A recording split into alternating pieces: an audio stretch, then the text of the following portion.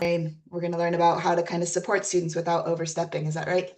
Yeah, something like that, something like that. And as you said, please feel free to reach out if you have any questions after today's session, particularly just general queries about going to college, troubleshooting, and all those kinds of things, and actually making applications to college like the DARE scheme, etc. Please, Yeah, we'll probably drop the information line and website into the chat as well, so people have it. yeah, because we love I love to chat and I love to hear about all the different things coming in. So please don't feel shy or afraid to reach out after we finish today. So I'm just going to talk a little bit about how to support your person, I suppose, young adult and today and what it means to go to college. And obviously we understand all about this thing about for you as if you're a parent and you're tuned into this, or if you're even indeed a student listening to this, um, change is very stressful, right? And and letting go because right, particularly if um the young person has a disability and maybe as a parent you've been supporting them since they were diagnosed or since they were very small and they're growing and they're becoming more independent and you're thinking, oh, I still want to get involved and still want to be doing this and doing that. But of course, most people when they go to college are hitting the 18-year mark and they're seen by the college as adults, right? Even though in your mind or in your heart, you're still thinking about your young person as your kid, right? So it is difficult to kind of get your head around, I suppose, in some ways that your child is now an adult. And actually, under a thing called GDPR, right? The college, I'm going to go on to the next slide here. The college isn't able to tell you about how your student's getting on, right?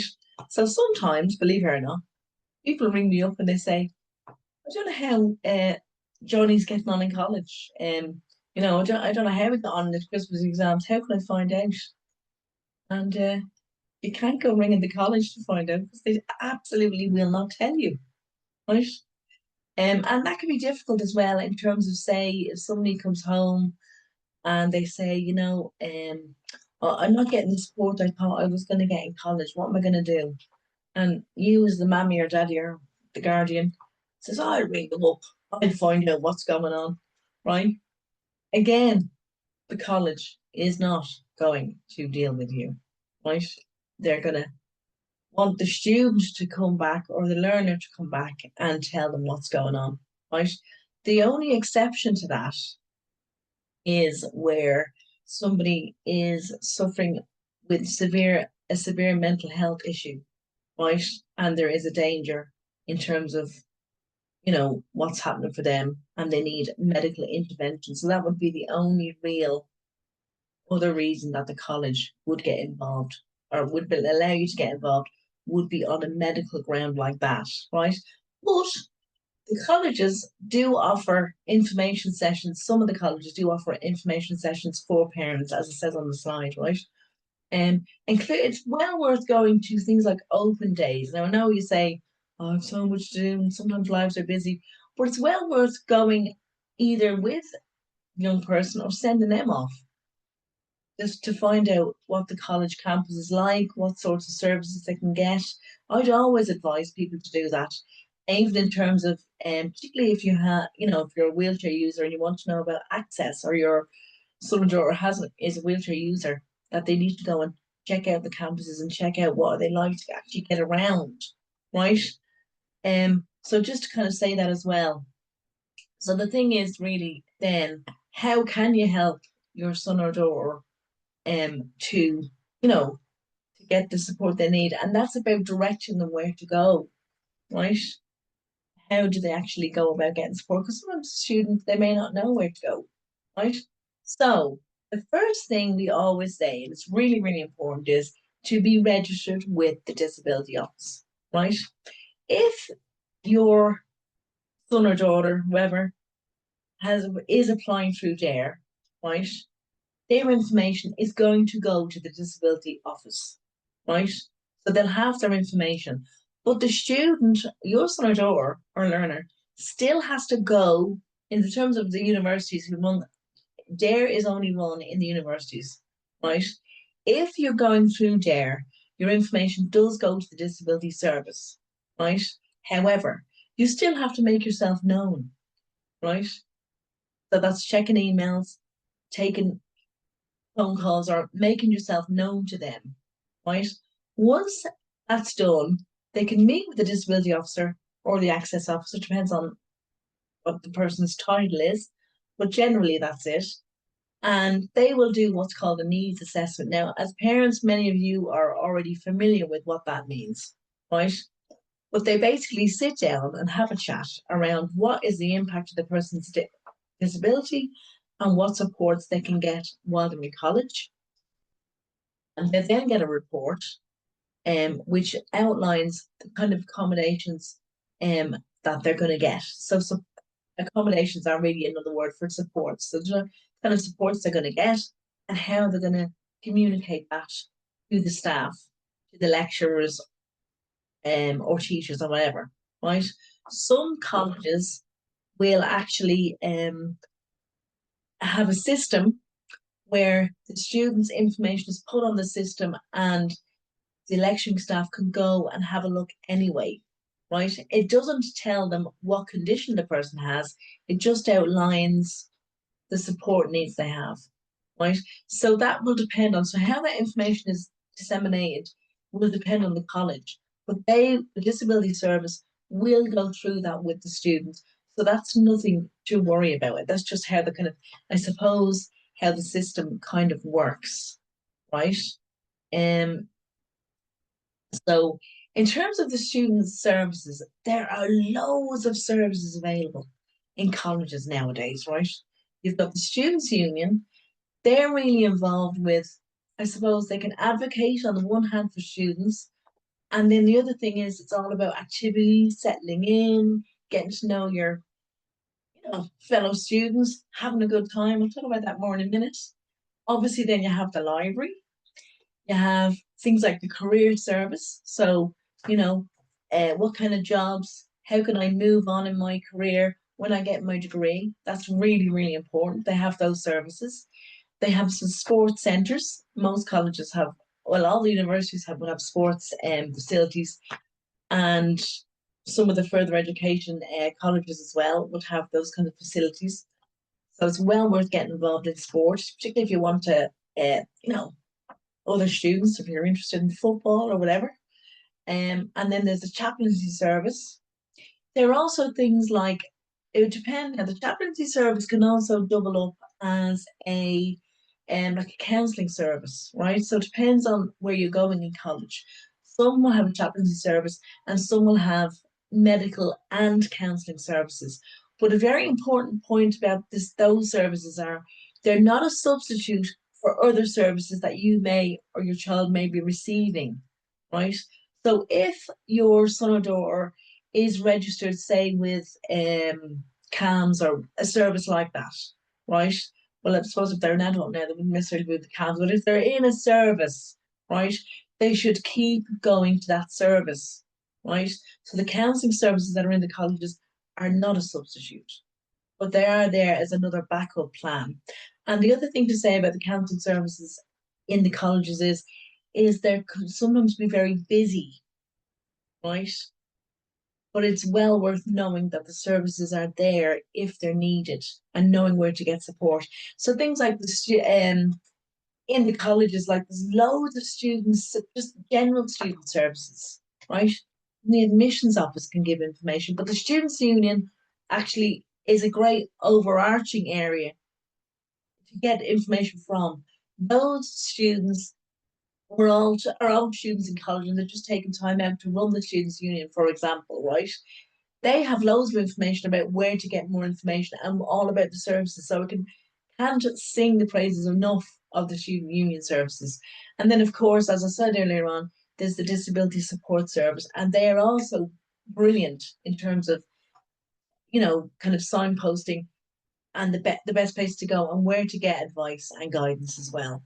So it's well worth getting to know. One of the first things I'd always say to people is go and find out where they are so that you know where to go if you do get into, into any difficulties. You want more information as you move through college. So that's really important. So, as I said, clubs and societies are absolutely fantastic, right? They are run by the student union, right?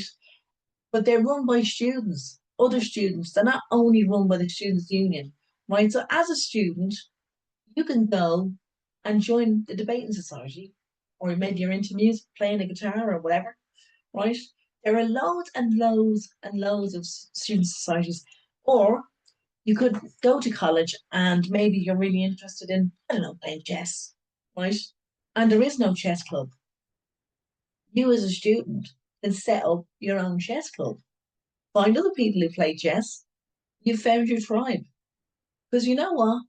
Going to college, not only for all the parents listening to this, for the student to try making that transition to college, it can be very stressful. How will I find people? How will I find friends? Fitting in. They're all new things, right? So going and joining a society about the hobbies that you're interested in or areas that you're interested in is a great way to meet like-minded people like you, right? Or maybe there's something there. I have the example of fencing.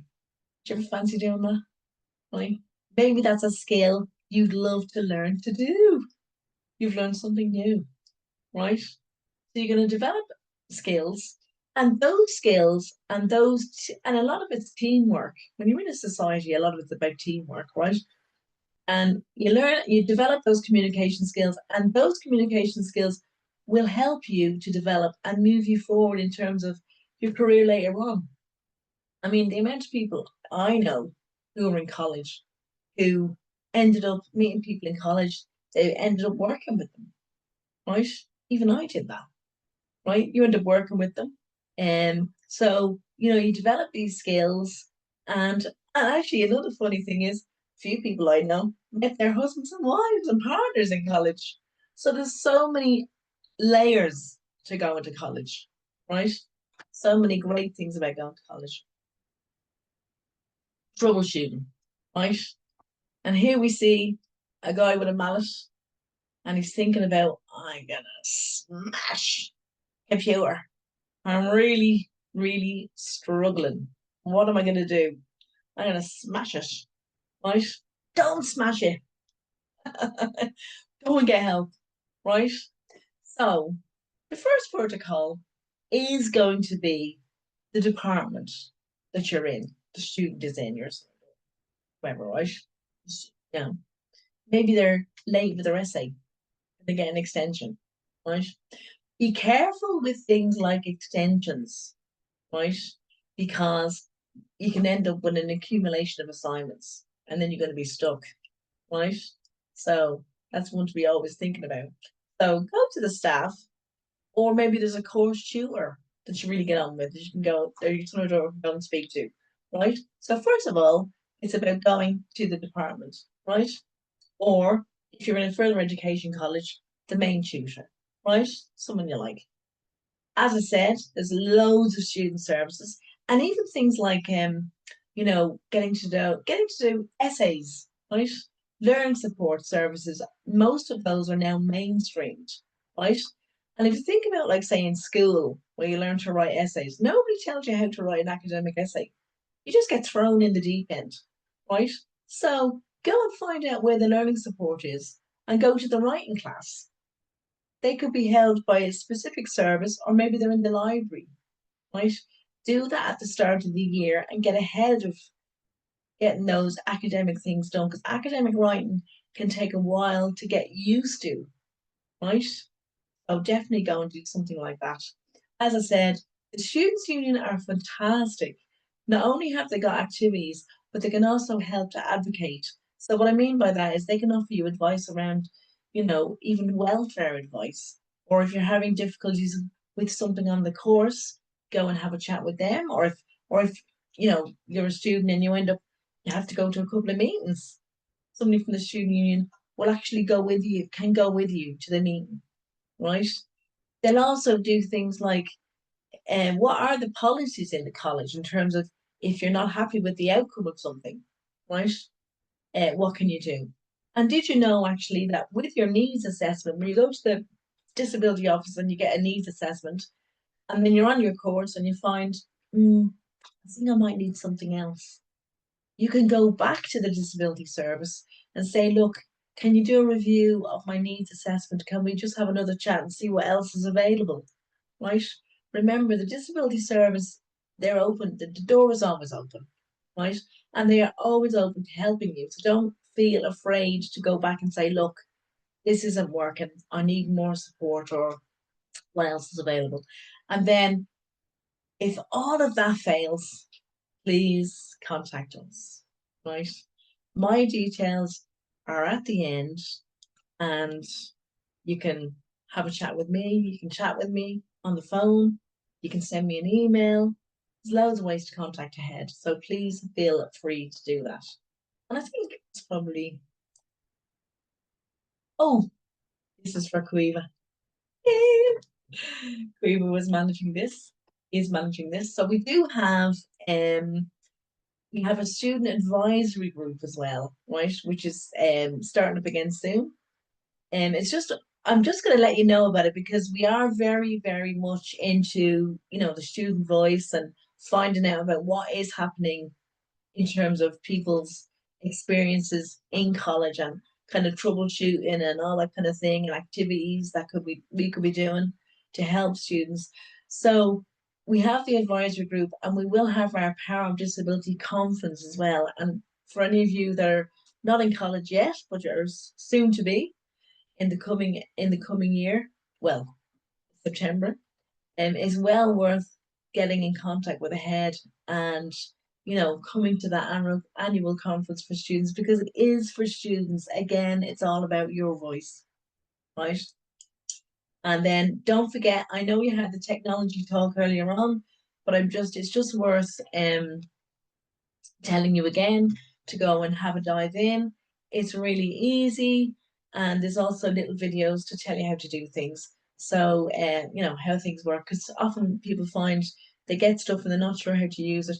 And that's another thing, actually. When you do get assistive technology, if you are in college, don't forget you need to get the training on it, and they will provide that, right? Because you want to get the most from the technology that you're using, right? And then, any questions?